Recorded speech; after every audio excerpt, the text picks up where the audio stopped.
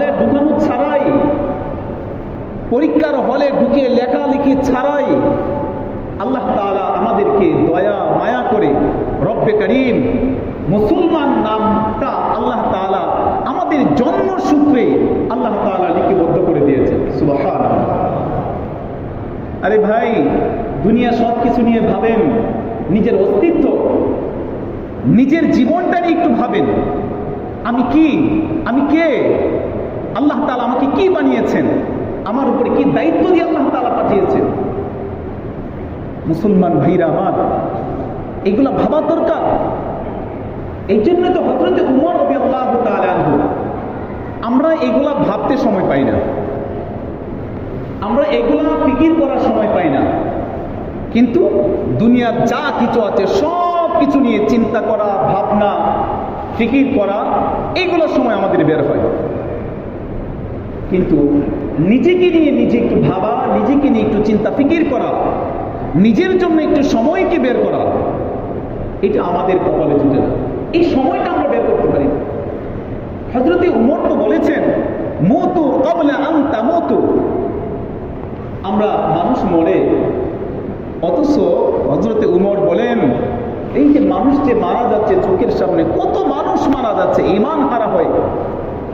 নিজেকে নিয়ে নিজে একটু চিন্তা করো, মুতু ক্বাবলা আন তামুতু। মৃত্যু তোমার আসার আগে তুমি মৃত্যুকে নিয়ে একটু ভাবো, তুমি একটু মরে যাও। তুমি মুতু ক্বাবলা আন তামুতু, মৃত্যুর আগে তুমি মরো।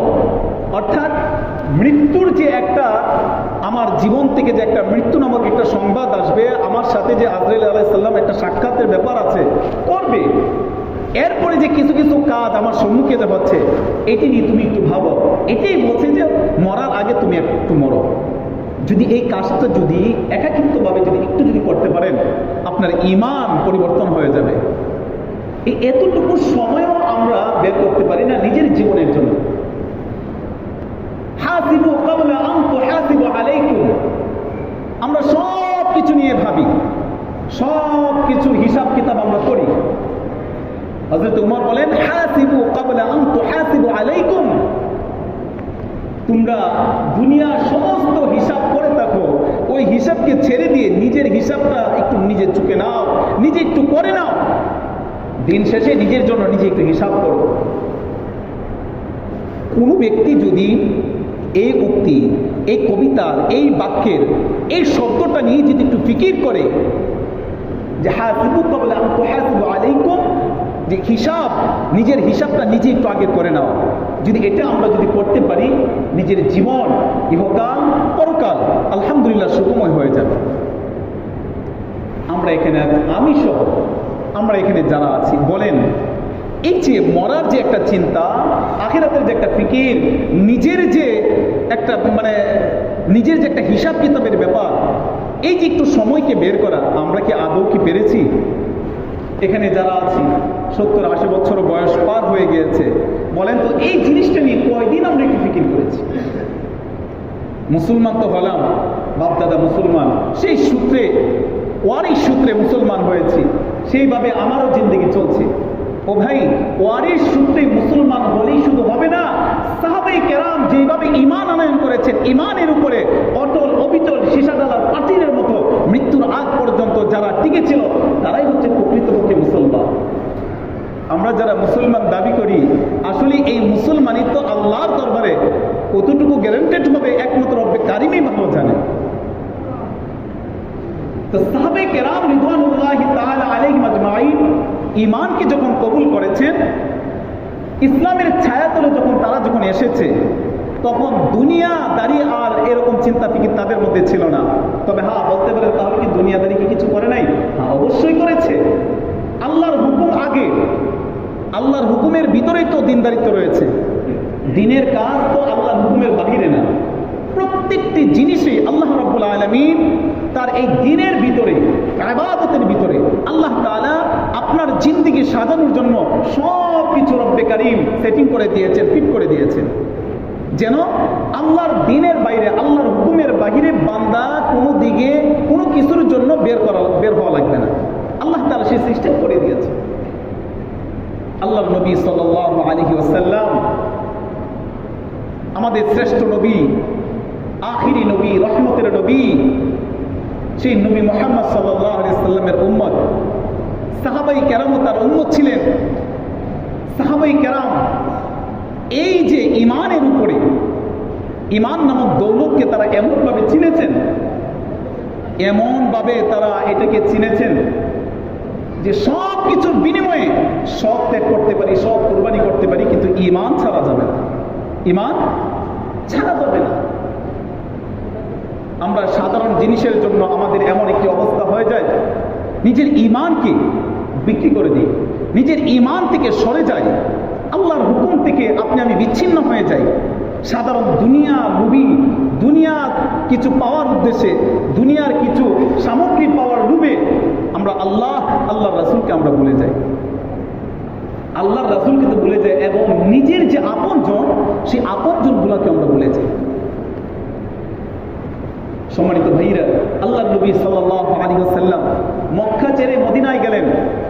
13 বছর পর মক্কা ছেড়ে মদিনায় গেলেন।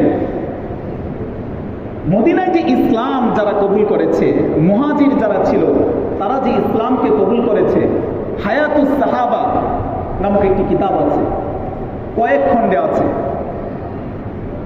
এগুলো পড়বেন, ইমান বাড়বে, ইসলামকে চেনা যাবে, দাওয়াত চেনা যাবে, এবং নিজের জীবনকে আল্লাহ এবং আল্লাহর রাসূলের জন্য কুরবানি করা আমাদের জন্য সহজ হবে। তাদের ইতিহাস পড়তে হবে। মুহাজির যারা ছিলেন, মুহাজির তাদেরকে বলা হয় যারা মাক্কি জীবনে রাসূল সাল্লাল্লাহু আলাইহি ওয়াসাল্লাম 13টি বছর নবুয়তের 13 বছর যে একাধারে ছিলেন, এই সময়ের ভিতরে যারা ইসলামকে কবুল করেছেন, ইসলামকে কবুল করার কারণে তাদের উপরে যে জের জুলুম রোলা চলেছে 13 বছর, এই সাহাবায়ে কেরামদেরকে বলা হয় মুহাজির। আর আনসার তাদেরকে বলা হয় যারা মদিনার অধিবাসী ছিলেন, যারা বসবাস করতেন, যে সাহাবায়ে কেরাম, তাদেরকে আনসার বলা হয়। আল্লাহ রাব্বুল আলামিন সেই আনসারদের সম্পর্কে রব্বি কারীম তার পবিত্র কোরআনের মধ্যে আল্লাহ তাআলা তাদের প্রতি এত রাজি খুশি হয়েছেন যে আল্লাহ তাআলা নিজে তাদের উপরে রাজি খুশি হয়ে গিয়েছেন। সুবহানাল্লাহ, এত দৃষ্টান্ত স্থাপন তারা করেছেন। মুহাজির আল্লাহর নবী সাল্লাল্লাহু আলাইহি ওয়াসাল্লাম মক্কা ছেড়ে মদিনায় চলে গেলেন। মুহাজির যারা ছিলেন, কিছু কিছু মুহাজির আল্লাহর নবীর সাথে সাথী হয়ে মদিনায় চলে গেলেন, আর কিছু কিছু মুহাজিরদেরকে আল্লাহর নবী মক্কায় রেখে গেলেন। আল্লাহর নবী সাল্লাল্লাহু আলাইহি ওয়াসাল্লাম সাহাবায়ে কেরামদের মধ্যে যে ভ্রাতৃত্ব ছিল, দ্বীনের জন্য, ইসলামের জন্য তাদের ঈমান কেমন মজবুত ছিলেন, শুধু খালি একদিকে নয়, সর্বদিক দিয়ে তাদের ঈমান কত পাকাপোক্ত ছিল।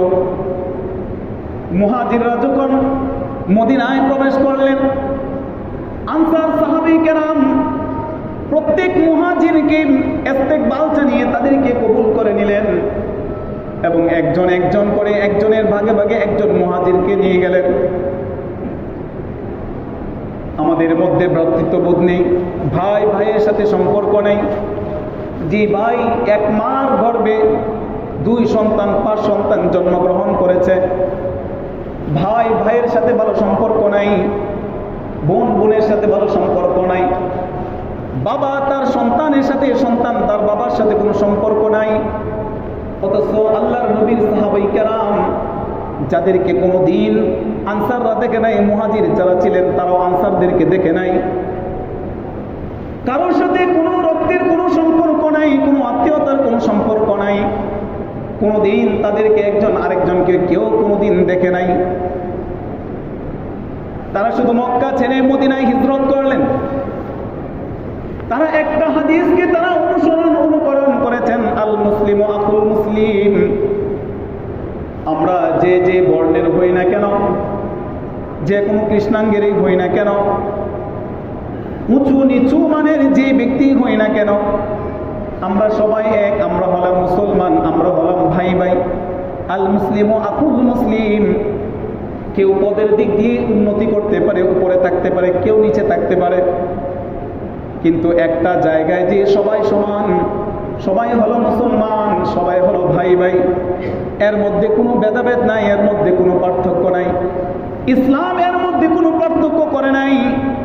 আল্লাহর নবী বলেন, আল মুসলিমু আখুল মুসলিম, তোমরা তো এমন মুসলমান ভাই ভাই, পৃথিবীর যে কোনো প্রান্তে কোনো মুসলমান যদি আঘাতপ্রাপ্ত হয়, জুলুমের শিকার হয়, নির্যাতনের শিকার হয়, আর তুমি যদি পৃথিবীর অন্য প্রান্তে থেকে তুমি যদি শোনো অমুক রাষ্ট্রে অমুক দেশে আমার মুসলমান ভাই আক্রান্ত হয়েছে, জুলুমের শিকার হয়েছে, এই ব্যথায় তুমি যদি ব্যতীত হও, তাহলে তুমি আল মুসলিমু আখুল মুসলিম এর অন্তর্ভুক্ত হবে। আর যদি মনে করো পৃথিবীর অন্য প্রান্তে মুসলমান আক্রান্ত হচ্ছে, নির্যাতিত হচ্ছে, তাতে আমার কি হয়েছে? আল্লাহর নবী বলেন, এর নাম মুসলমান নয়, এর নাম ভ্রাতৃত্ব নয়। মুসলিম তো সেই ব্যক্তি হবে যে পৃথিবীর যে কোনো প্রান্তে মানুষ থাকুক না কেন, সে যদি মুসলিম হয় আর পৃথিবীর অন্য প্রান্তে অন্য মুসলমান, সেই ব্যথায় সে ব্যতীত হবে যে সে আমার ভাই। সাহাবায়ে কেরাম, আনসার সাহাবায়ে কেরাম এমন দৃষ্টান্ত দেখালেন। আল্লাহর নবী সাল্লাল্লাহু আলাইহি ওয়াসাল্লাম মুহাজির সাহাবীদেরকে নিয়ে গেলেন, প্রত্যেকের আনসাররা তাদের বাড়িতে নিয়ে গেলেন। এমন ইতিহাস গড়েছেন আনসার সাহাবায়ে কেরাম, যে যে বাটে বন্টন করা হয়েছে, বাড়িতে নিয়ে যাওয়ার পরে বাড়ি যতটুকু ছিল অর্ধেক বাড়ি তার নামে লিখে দিয়েছে। ভাই, এই যে আমার বাড়ি, এই অর্ধেক তোমার। এই যে আমার জমি, ফসলাদি জমিন, এই জমিনের অর্ধেক তোমার। যার বিবি ছিল না, যেহেতু মুহাজির যারা ছিল তাদের সন্তানকেও রেখে আসতে হয়েছে, বিবিও ছিল না, বিবিকেও ছাড়তে হয়েছে, দেশ ছাড়তে হয়েছে, সমস্ত কিছু কোরবানি করতে হয়েছে শুধু একটা জিনিসের বিনিময়ে, সেটা কি? ঈমান। ঈমানের জন্য সব কিছু ছাড়তে হয়েছে। এমন দৃষ্টান্ত আনসাররা দেখিয়েছেন। আল্লাহর নবীর সাহাবীরা মুহাজিরদেরকে বলছে, ও ভাই, এই যে আমার যে বিবি ছিল দুজন তিনজন, যেহেতু তোমার কেউ নেই, তোমার সাথে হওয়ার জন্য আজকের থেকে আমার যে দ্বিতীয় একজন বিবি আছে তাকে আমি আজকে তালাক দিয়ে দিলাম, পরবর্তীতে তুমি তাকে বিবাহ করে নাও। অথচ দেখেন, রক্তের কোনো সম্পর্ক নাই, আত্মীয়তার কোনো সম্পর্ক নাই, কোনোভাবে কোনো কিছুর সম্পর্ক নাই, শুধু একটাই সম্পর্ক, যেটা আল্লাহ এবং আল্লাহ রাসূল শিক্ষা দিয়েছেন, আল মুসলিমু আখুল মুসলিম, মুসলমান মুসলমানের ভাই। এই একটা জিনিসের উপরে আমল করার কারণে তারা সব কিছু অর্ধেক অর্ধেক করে ভাগ করে দিয়েছেন। আল্লাহ রাব্বুল আলামিন সেই আনসার সাহাবীদের প্রতি এত খুশি হয়েছেন, এত খুশি হয়েছেন, আল্লাহ তাআলা সেই সাহাবায়ে কেরামদেরকে আল্লাহ তাআলা জান্নাতের সুসংবাদ দিয়েছেন। সুবহানাল্লাহ, সুবহানাল্লাহ। এত দৃষ্টান্ত তারা দেখিয়েছেন। ঈমান কেমন ঈমান তাদের ছিল, তারা ঈমানকে চিনেছেন। সম্পদ চিনে নাই, সন্তান চিনে নাই, বিবি চিনে নাই, দেশ চিনে নাই, চিনেছে ঈমানকে। ঈমান হলো সবচেয়ে দামি। সন্তানের চেয়ে ঈমান দামি, স্ত্রীর চেয়ে ঈমান দামি, দেশের চেয়ে ঈমান দামি, রক্তের চেয়ে ঈমান দামি, জীবনের চেয়েও ঈমান দামি। ইসলাম যে কবুল করেছে সাহাবায়ে কেরাম, আল্লাহ রাব্বুল আলামিন রাদিয়াল্লাহু তাআলা আনহুম ওয়া রাদু আন, কুরআনুল কারীমের মধ্যে আয়াতের মধ্যে আল্লাহ তাআলা লিপিবদ্ধ করেছেন যে আমি সাহাবায়ে কেরাম আমার উপরে রাজি খুশি হয়েছে, আমি আল্লাহ তাআলা, আমিও আমার সাহাবীদের প্রতি, আমি আমার এই বান্দাদের প্রতি, আল্লাহর নবীর সাহাবীদের প্রতি আমিও সন্তুষ্ট হয়ে গিয়েছি। সুবহানাল্লাহ।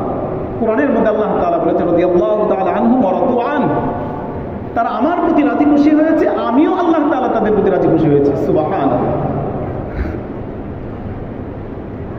তো এই ঈমানকে তারা চিনেছে, ঈমানের উপরে মেহনত করেছে, কারণ ঈমান এমনি এমনি তারা আনে নাই। ঈমান আনতে যে সব কিছু তারা ত্যাগ করেছেন, কুরবানি করেছেন, ঈমানের বদলতে অনেক কিছু তারা তাদের জীবন থেকে বিদায় দিতে হয়েছে। কারণ ঈমান যে কত দামি জিনিস সাহাবায়ে কেরাম তারা চিনেছেন, বুঝেছেন, যেটা আমরা এখন বুঝি না। আমাদের তো এমন একটি অবস্থা হয়েছে, আমাদের ঈমান কতটুকু আছে এটা মাপার জন্য যে একটা যন্ত্র আছে, মাপার জন্য যে একটা পরিমাপ আছে, এটা কোনো দিন আমরা একটু ফিকির করি নাই। এই জন্য মুসলমান ভাইরা আমার, আমাদের ইমান যেহেতু সস্তায় পেয়ে গেছি, এই ইমানের উপরে অনেক ঝড় তুফান আসবে। এই ইমানকে টিকিয়ে রাখা, ইমানকে অটল অবিচল রাখা আমাদের জন্য কঠিন হবে। কারণ প্রথম যে কুঠিটা আমরা পেয়েছি, প্রথম যে ইমানটা আমরা পেয়েছি, এই ইমানের উপরে আমাদের কোনো কিছু ঢালতে হয়নি, কোনো মেহনত করতে হয় নাই। এই জন্য আমাদেরকে ইমানের উপরে মেহনত করা লাগবে। ইমানের উপরে যত মেহনত করব, ইমান তত আমাদের পাকা করতে হবে। ইমানের বদলতে যেহেতু আমাদের জন্য জান্নাত জাহান্নাম আমাদের নির্ভর করবে, ইমানের কারণে আমাদের জান্নাত এবং জাহান্নাম আমাদের নির্বাচন করা হবে। সুতরাং সেই ইমানের উপরে আমাদেরকে মেহনত করা লাগবে। আব্দুল্লাহ ইবনে উজ্জা রাদিয়াল্লাহু তাআলা আনহু, তিনি মক্কায় বসবাস করতেন। মক্কায় যখন তিনি বসবাস করেন, ছোট বাচ্চা, ছোটবেলায় মাকে হারিয়েছে। আব্দুল্লাহ ইবনে উজ্জা তিনি ছোটবেলায় তার মাকে হারিয়েছে। যখন তার বাবা দ্বিতীয় আরেকটি বিবাহ করে, তখন তার বাবা তার চাচার কাছে দিয়ে দিয়েছে। বলছে, নতুন করে বিবাহ করেছি, এখন তোমাকে ওইভাবে যত্ন করা যাবে না, তুমি তোমার চাচার কাছে তুমি বড় হতে থাকো। তো চাচার কাছে বড় হওয়া শুরু হয়েছে। যখন 17 এবং 18 বছর বয়স, তখন তার চাচা এবং বাতিজা দুজন মিলে খাবার খাইতে বসছে। খাবার খাওয়ার সময় বলতেছে, চাচা আমরা খাবার খাচ্ছি, খাবারের পূর্বে আপনার সাথে একটি কথা বলতে চাই। খাবারের প্রতি মনোযোগ তার আসতেছে না। আস্তে আস্তে সে স্বাভাবিক হয়েছে, আস্তে আস্তে একটু বড় হচ্ছে। চাচা জিজ্ঞেস করছে, কি ব্যাপার, তুমি খাচ্ছ না কেন? বলছে, চাচা আজকে আপনাকে আমি একটি প্রশ্ন করব, আপনি উত্তর দিবেন? বলছে, হ্যাঁ বলো। বলবে, চাচা আব্দুল্লাহর ছেলে মোহাম্মদ, আব্দুল্লাহর ছেলে মোহাম্মদ, এই মোহাম্মদ উনি কেমন? তো তার চাচা উত্তর দিয়েছে যে আব্দুল্লাহর ছেলে মোহাম্মদ আরবের বুকে তার থেকে ভালো মানুষ আর দ্বিতীয় কে হতে পারে? সুবহানাল্লাহ। একজন কাফিরের মুখে, মুশরিকের মুখে বলতেছে যে আব্দুল্লাহর বেটা যে মোহাম্মদ, এই মোহাম্মদের থেকে ভালো কে আর হতে পারে? তো সে একটা সুযোগ পেয়েছে, বলতেছে, চাচা তাহলে আজকে একটি কথা বলি। বলছে, হ্যাঁ বলো। বলছে, চাচা আব্দুল্লাহর ছেলে মোহাম্মদ, সে যে আমি যে দিনের দাওয়াত তার পক্ষ থেকে আমি পেয়েছি, আমার খুব ভালো লেগেছে। আমি তো ইসলামকে কবুল করতে চাই, আজকে আপনিও আমার সাথে ইসলামকে কবুল করে নেন। যখনই এই কথা বলেছে, সাথে সাথে চাচা বলতেছে, খবরদার, যা বলেছ দ্বিতীয়বার আর বলো না। সব কিছু মানা যায়, কিন্তু এটা মানা যায় না। তখন চাচা তাকে বলছে, তুমি আজকে আমাকে যে দাওয়াত দিচ্ছ, এটা তো আমাদের লাত, মানাত, উজ্জা তাদের বিপক্ষের কথা বলছো। এটা কোনোদিন মানা যায় না, আর এটা কোনোদিন ছাড়া যায় না। বাতিজা বলছে, চাচা আমি অনেক দিন ধরে আপনাকে বলবো বলবো করে চিন্তা করেছিলাম, কোনো সুযোগ পাচ্ছিলাম না। আজকে যেহেতু সুযোগ পেয়েছি, আমি আজকে আপনার সামনে আমি কালিমা পড়ে মুসলমান হয়ে গেলাম। সাথে সাথে আব্দুল্লাহ ইবনে উজ্জা তিনি সাথে সাথে ঈমান এনে কালিমা পড়ে মুসলমান হয়ে গেলেন। যখনই কালিমা পড়েছে, সাথে সাথে চাচা তার সাথে যে মহব্বতের একটি সম্পর্ক ছিল, সঙ্গে সঙ্গে তা ছিন্ন হয়ে গেল। বলতে, বাতিজা তুমি যে কাজ করেছো, এই কাজের জন্য তোমার কি হতে পারে তুমি কি জানো? ভাতিজা বলছে, চাচা যান, যাই কিছু হোক না কেন, অনেক দিন ধরে এই একটা ব্যথায় আমি ব্যথিত হয়েছিলাম, কবে আমি এই কালিমা পড়ব আর মুসলমান হব। আপনি যা কিছু করেন সব কিছু আমি কুরবানি করব, সব কিছু ত্যাগ করে ফেলবো, কিন্তু এই ঈমান, যে ঈমান আমি এনেছি, সেই ঈমানকে আমি কোনোদিন ছাড়তে পারবো না। ও মুসলমান ভাইরা আমার, যখন এই কালিমা পড়ে মুসলমান হলো, সঙ্গে সঙ্গে চাচা তার থেকে বলছে, তোমাকে যে সম্পদ দেওয়ার একটা ওয়াদা ছিল, তোমাকে যে সম্পদ দেওয়ার আমার একটা ইখতিয়ার ছিল, তুমি আমার এই সম্পদ থেকে তুমি কানাকড়ি কোনো সম্পদ পাবে না। শুধু সম্পদের শুরু নয়, চাচা তার শরীরের মধ্যে যে চাদরখানা ছিল, চাদরটা বলছে, ভাতিজা, যে চাদরটা তোমার শরীরের মধ্যে পরানো আছে, যে চাদর দিয়ে তুমি মরিয়ে আছো, এই চাদরটা হচ্ছে আমার টাকার কেনা, সুতরাং এই চাদর তুমি খুলে দিয়ে দাও। আব্দুল্লাহ ইবনে উজ্জা সঙ্গে সঙ্গে সেই চাদরটাকে খুলে চাচার কাছে দিয়ে দিলেন। দেওয়ার পরে বলতেছে, তুমি যে কাজ করেছো, তোমার সাথে আমার তো কোনো রকম ভাবে কোনো কিছু দিক দিয়ে তোমার সাথে সম্পর্ক রাখা ঠিক নয়, উচিত হবে না। চাদর দিয়ে দিয়েছো, তোমার শরীরের মধ্যে আরেকটা জিনিস আছে, 17 থেকে 18 বছর বয়স যুবক, তোমার শরীরের মধ্যে যে লুঙ্গিটা পরানো আছে, সেই লুঙ্গিটা তুমি খুলে দাও। এই লুঙ্গির মালিকত্ব হলাম আমি। তিনি চোখটি বন্ধ করে ইতিহাসের পাতার মধ্যে লেখেন, আব্দুল্লাহ ইবনে উজ্জা রাদিয়াল্লাহু তাআলা আনহু, তিনি চোখটি বন্ধ করে কার সাথে জানি বিড়বিড় করে কথা বলতেছে, শুধু এতটুকু একটি ডাক দিয়েছেন, আল্লাহ, যে ঈমান আনলাম, ঈমানের কারণে আমার চাদর খোলা হলো, আমার পরনের লুঙ্গি পর্যন্ত খুলে নেওয়া হচ্ছে। আল্লাহ তুমি সাক্ষী থাকো, যে মুসিবতের একটা দিন আসবে, যে কষ্টের একটা দিন আসবে, হিসাব নিকাশের দিন আসবে, আল্লাহ আজকের এই জিনিসটা তোমার কাছে তুমি ভিডিও করে রেখো, যে ঈমান আনার কারণে আমার চাদর খোলা হলো, আমার পরনের লুঙ্গি যেটা ছিল লজ্জাস্থান রাখার জন্য যে লুঙ্গি ছিল, সেই লুঙ্গিটাও আমার খুলে দিতে হয়েছে। লুঙ্গিটাও পর্যন্ত খুলে নিল। যুবক মানুষ এদিক সেদিক ছুটাছুটি করে কোন রকম ভাবে লজ্জাস্থানটা দেখার জন্য, কোন রকম ভাবে লজ্জাস্থানটা দেখে তার চাচার ঘর থেকে দৌড় দিয়ে বের হয়ে গেল। দৌড়ে গিয়ে যে সৎমা ছিল, সৎমার কাছে গিয়ে ডাক দিয়েছে, মা মা মা করে যখন চিৎকার করছে, সৎমা ঘর থেকে বের হয়েছে। বের হয়ে যখন সন্তানের দিকে তাকিয়েছে, তার চোখের মধ্যে হাত দিয়ে বন্ধ করে বলে, বাবা তোমার এই অবস্থা কেন হলো? যে মা, একটি কারণে হয়েছে, আমি কালিমা পড়ে মুসলমান হয়েছি, দিনের ছায়া তলে আমি এসেছি। আমার চাচা আমার চাদর খুলেছে, আমার লুঙ্গি পর্যন্ত খুলে নিয়েছে। মা বলছে, তুমি কেন এখানে আসছো? তুমি জানো তোমার মা ছোটবেলায় দুনিয়া থেকে বিদায় নিয়েছে, এরপরে তোমার বাবাও দুনিয়া থেকে বিদায় নিয়েছে, আমার দেওয়ার মতো তো তোমাকে দেওয়ার মতো আমার কাছে কিছুই নাই। বলে, মা আমি কিছু নেওয়ার জন্য এখানে আসি নাই। ও মা, আমি একজন যুবক মানুষ, আমার লজ্জাস্থান দেখার জন্য আমি আপনার কাছে একটু কাপড় চাই, যেন আমি লজ্জাস্থানটা রাখতে পারি।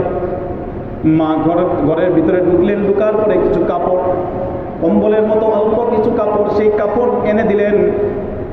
ইতিহাসের পাতায় লেখা হয়, সে আব্দুল্লাহ ইবনে উজ্জা তার যে পরনের যে মা তাকে যে কাপড়টা দিয়েছে, একদিকে ডাকলে আরেক দিকে ডাকা যায় না। লজ্জাস্থানটা দেখে এক হাতে লজ্জাস্থানের মধ্যে ধরে রাখে কাপড় দিয়ে, আরেক হাত দিয়ে আরেক দিকে ধরে রাখে। বলছে, মা এই দেশে আর আমি থাকবো না, আমি চলে যাচ্ছি, তোমার কাছ থেকে বিদায় নিলাম। যেই নবীর পাগল হয়ে, যে নবীর ভালোবাসা পেয়ে আমি যে ইসলামকে, দিনকে আমি কবুল করলাম, সেই নবীর কাছে আমি চলে যাচ্ছি। চলে গেলেন মদিনায়। আল্লাহ নবী সাল্লাল্লাহু আলাইহি ওয়াসাল্লাম মসজিদে নববীর মধ্যে সাহাবায়ে কেরামদেরকে নিয়ে বসা। আব্দুল্লাহ ইবনে উজ্জা তিনি মসজিদের নববীর পাশে গিয়ে এক পিলারের কাছে দাঁড়িয়ে দেখে, এক পিলারের আড়াল থেকে তাকিয়ে তাকিয়ে আল্লাহর নবীকে দেখে, জীবনে তো কোনোদিন নবীকে সে দেখে নাই, দেখে চিনে ফেলেছে, এত সুন্দর চেহারার নবী ছাড়া আর কেউ হতে পারে না। তিনি দেখতেছেন আর চোখ থেকে ঝর্ণার মতো পানিগুলা পড়তেছে।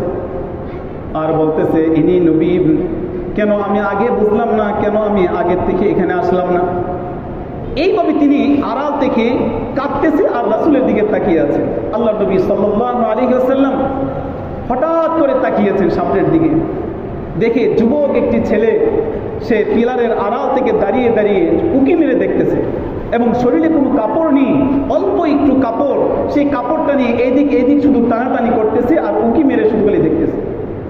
আল্লাহ নবী সাল্লাল্লাহু আলাইহি ওয়াসাল্লাম তাকায় তাকে দেখিয়া নবীজি সাল্লাল্লাহু আলাইহি ওয়াসাল্লাম নিজে মিম্বর থেকে উঠে আসলেন, এসে হালতগুলো শুনলেন, তোমার এই অবস্থা কেন? বলতেছে ইয়া রাসূলুল্লাহ, আমি আপনার দিনের দাওয়াত আমি পেয়েছি, সেই দিনের দাওয়াত কবুল করার কারণে আজকে আমার এই অবস্থা, আমার পরনের লুঙ্গি পর্যন্ত আমার খুলে রেখে দেওয়া হয়েছে। আল্লাহ নবী সাল্লাল্লাহু আলাইহি ওয়াসাল্লাম তার চাদরটা এনে আল্লাহ নবী সাল্লাল্লাহু আলাইহি ওয়াসাল্লাম তাকে দিয়ে দিলেন। রাসূল করিম সাল্লাল্লাহু আলাইহি ওয়াসাল্লাম যখন আল্লাহর নবীর এই সাহাবীকে যখন এই চাদর যখন দিলেন, তিনি চিৎকার দিয়ে কাঁদতেছেন, তো আল্লাহ, এত বড় সম্মান, এত বড় ইজ্জত, যে নবীর পাশে থাকার জন্য মানুষ পাগল করা, আর আজকে আমি সেই নবীর চাদর আমাকে উপহার হিসেবে দিয়েছে আমার শরীর ঢাকার জন্য। সাথে সাথে সেই চাদরকে নিয়ে জড়িয়ে ধরেছেন নবীজি সাল্লাল্লাহু আলাইহি ওয়াসাল্লাম। সেই আব্দুল ইবনে উজ্জা তো হিন্দুদের নাম হয় এবং একজন দেবতার নাম, সেদিন থেকে তার নাম রাখলেন আব্দুল্লাহ এবং সাহাবে কেরামদেরকে বলেন, ও সাহাবিরা, আমার এই সাহাবিকে তোমরা দেখো, বড় কুরবানির পরে ঈমানকে কবুল করেছেন, অনেক কিছু ত্যাগের বিনিময়ে ঈমান তার ভিতরে এনেছেন। সুতরাং তোমরা সাক্ষী দেখো, আমার এই আব্দুল্লাহ, আল্লাহ তাআলা তার প্রতি রাজি খুশি হয়ে গেছে। সুবহানাল্লাহ। এরপরও চিৎকার করে হাও মাও করে কাঁদতেছে। আল্লাহ রাব্বুল আলামিন পবিত্র কালামের মধ্যে বলেন, ওয়া'দাল্লাহুল্লাযীনা আমানু ওয়া আমিলুস সালিহাত ওয়া'দাল্লাহুল্লাযীনা আমানু ওয়া আমিলুস সালিহাত, যারা ঈমান আনয়ন করে এবং নেক আমল করে আল্লাহ রাব্বুল আলামিন তার অতীতের সমস্ত গুনাহগাতা মাফ করে দেয়। আল্লাহর নবী যখন আব্দুল্লাহকে যখন এই সুসংবাদ দিলেন, এই শুনুন, পেরেশানি হয়ো না, আল্লাহ তাআলা তো ওয়াদা করেছেন যারা অতীতের গুনাহের জন্য আল্লাহর কাছে ক্ষমা চায়, মাফ চায়, আল্লাহ তাআলার প্রতি ঈমান আনে, নেক আমল করে, আল্লাহ তাআলা তাদেরকে ঘোষণা দিয়েছেন তাদের জিন্দেগীর গুনাহগাতা মাফ। সুবহানাল্লাহ। আল্লাহর নবী সাল্লাল্লাহু আলাইহি ওয়াসাল্লাম এত দরদি, এত মায়া ছিলেন। আল্লাহ তাআলা পবিত্র কালামের মধ্যেও এতিমদের যে কষ্ট, যার মা নাই, বাবা নাই, আব্দুল্লাহর মা ছোটবেলায় মারা গেছেন, তার বাবাও পরবর্তীতে মারা যায়। আল্লাহর নবী সাল্লাল্লাহু আলাইহি ওয়াসাল্লামের কাছে যখন আব্দুল্লাহ সবকিছু বর্ণনা বললেন, আল্লাহর নবী বলেন, শোনো, দুঃখিত হয়েও না, কষ্ট পেও না, আমিও ছোটবেলা বাবাকে হারিয়েছি, দেখি নাই বাবার চেহারা, মাকেও ছোটবেলা হারিয়েছি। আল্লাহ তাআলা বলেন, এমন নবীকে আমি দুনিয়ার মধ্যে পাঠালাম যে নবীর জন্য মানুষ কেন পাগল করা হবে, এমন কোন সাইট নাই যে সাইটে আল্লাহ তাআলা তার ভিতরে এই গুণটা আল্লাহ তাআলা দেন নাই। আল্লাহ তাআলা বলেন, ফাবিমা রাহমাতিন মিনাল্লাহি লিনতা লাহুম, ফাবিমা রাহমাতিন মিনাল্লাহি লিনতা লাহুম ওয়া মা আরসালনাকা ইল্লা রাহমাতাল লিল আলামিন।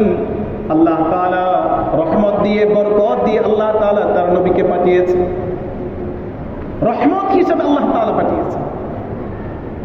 সেই আব্দুল্লাহ ইসলামকে কবুল করলেন, আল্লাহর নবীর কাছে আসলেন। কিছুদিন পরেই তাবুকের যুদ্ধ চলে আসলো। সবাইকে বললেন, যার যা আছে যতটুকু পারো চাদর বিছিয়ে দিলেন তাবুকের যুদ্ধের জন্য, যার যার সামর্থ্য আছে সেই সামর্থ্য অনুযায়ী তোমরা এখানে দান করো। জিহাদের জন্য সবাই দান করলেন, জিহাদের জন্য সবাই প্রস্তুতি নিয়ে নিয়েছে। চলে যাবেন, এমন সময় আব্দুল্লাহ রাস্তায় দাঁড়িয়েছেন। আল্লাহর নবীকে বলেন, ইয়া রাসূলুল্লাহ, দেওয়ার মতো তো আমার কোনো কিছু নাই, আমি যে যুদ্ধের ময়দানে কোনো সরঞ্জামে অথবা কোনো অর্থ করে দিব সেই অবস্থাও আমার নাই। আমি যখন মদিনায় যখন আসলাম, আপনি একজনের কাছ থেকে একটি লুঙ্গি দিয়েছেন, আরেকজনের কাছ থেকে একটি চাদর দিয়েছেন। আমি অনেক দিন যাবৎ ক্ষুধার্ত ছিলাম, আপনি একজনের কাছ থেকে খুরমা এবং খেজুর চেয়ে আমাকে দিয়েছেন। আপনি কথা বলেছেন, এই তোমরা আব্দুল্লাহকে দিচ্ছ না, তোমরা আল্লাহর নবীকে তোমরা দিচ্ছ। কার কাছে লুঙ্গি আছে তাড়াতাড়ি নিয়ে আসো, কার কাছে চাদর আছে নিয়ে আসো, কার কাছে খুরমা আছে তাড়াতাড়ি নিয়ে আসো। আপনি আমাকে একটা একটা করে নিজে চলার মতো একটা গতি তৈরি করে দিয়েছেন। ও আল্লাহর নবী, আজকে সবাই এখানে দান করছে, জিহাদের জন্য সবাই দান করতেছে। ও আল্লাহর নবী, দেওয়ার মতো আমার তেমন কিছু নাই, তবে আল্লাহর নবী আপনার কাছে আমি একটি আবদার চাই, আপনার কাছে একটা দাবি আমার, আপনি আল্লাহর কাছে দোয়া করবেন আজকের এই তাবুকের যুদ্ধে আমি অংশগ্রহণ করব। আমি যেহেতু টাকা অন্য কিছু দিতে পারি নাই, আল্লাহর কাছে আপনি দোয়া করেন আল্লাহ তাআলা যেন এই তাবুকের যুদ্ধের ময়দানে আল্লাহ তাআলা আমাকে যেন শহীদ হিসাবে যেন কবুল করে নেয়। কত ঈমানওয়ালা জজবাওয়ালা সাহাবায়ে কেরাম ছিলেন।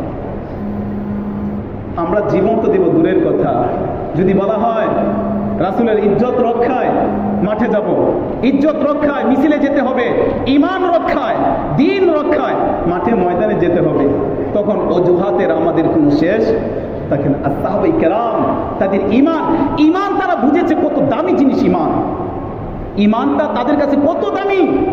আল্লাহ তাআলা গোটা দুনিয়ার থেকে একজন ঈমানওয়ালাকে আল্লাহ তাআলা দাম দিয়েছেন, মর্যাদাবান করেছেন। আল্লাহর নবীকে বলে, ইয়া রাসূলুল্লাহ, আমি আপনার কাছে কিছু চাই না, আল্লাহর কাছে আপনি দোয়া করেন। যেহেতু আল্লাহ রাব্বুল আলামিন আপনার দোয়াকে কবুল করে নেবেন, আল্লাহর কাছে দোয়া করেন আল্লাহ যেন আমাকে যেন এই তাবুকের যুদ্ধের ময়দানে যুদ্ধ করতে করতে কাফেরদের হাতে যেন আমি শহীদ হতে পারি। আল্লাহর নবী সাল্লাল্লাহু আলাইহি ওয়াসাল্লাম আব্দুল্লাহকে বললেন, এই গাছের একটু ছাল নিয়ে আসুন। গাছের একটু ছাল নিয়ে আসলেন, হাতের মধ্যে বেঁধে দিলেন আর দোয়া করলেন, আল্লাহ আমার এই আব্দুল্লাহ ঈমানকে কবুল করেছে অনেক কিছুর বিনিময়ে। ঈমান আনার কারণে পরনের লুঙ্গি পর্যন্ত তার কাছ থেকে খুলে নেওয়া হয়েছে। ওগো আল্লাহ, এই আব্দুল্লাহ তাবুকের ময়দানে যুদ্ধের জন্য অংশগ্রহণ করতেছে। আল্লাহ, কাফেরদের তরবারি তার জন্য হারাম করে দিও, তার রক্তকে হারাম করে দিও কাফেরদের জন্য, যেন তার উপরে একটি আঘাত যেন করতে না পারে।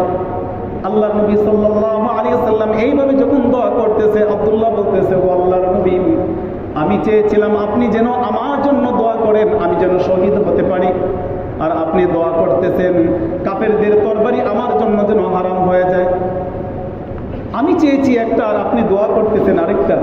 বলতেছে, আব্দুল্লাহ, তোমার প্রতি আল্লাহ এত খুশি হয়েছেন, তুমি যত পেরেশানি হচ্ছ তোমার জীবনের জন্য, আল্লাহ তাআলা পবিত্র কালামের মধ্যে আয়াতে বলে দিয়েছেন, ওয়াদাল্লাহুল লাযীনা আমানু ওয়া আমিলুস সালিহাত, টেনশন করো না, তুমি যেভাবে মৃত্যুবরণ করো না কেন, তোমার অনেক কুরবানির বিনিময়ে তোমার ঈমানকে তুমি মজবুত করে ধরে রেখেছো, আল্লাহ তাআলা তোমাকে মাফ করে দিয়েছেন।